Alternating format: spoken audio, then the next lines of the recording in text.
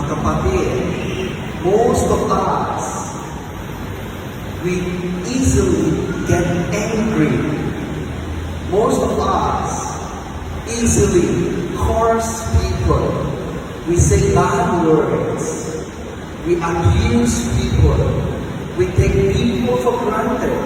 We cannot say sorry and we cannot forgive.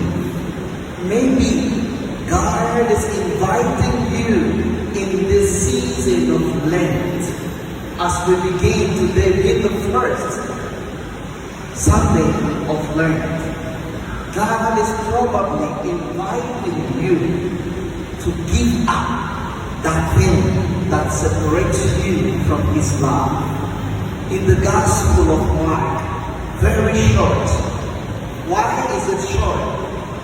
That sometime I reminded you that when you read the Gospel, you need to understand who is writing the Gospel.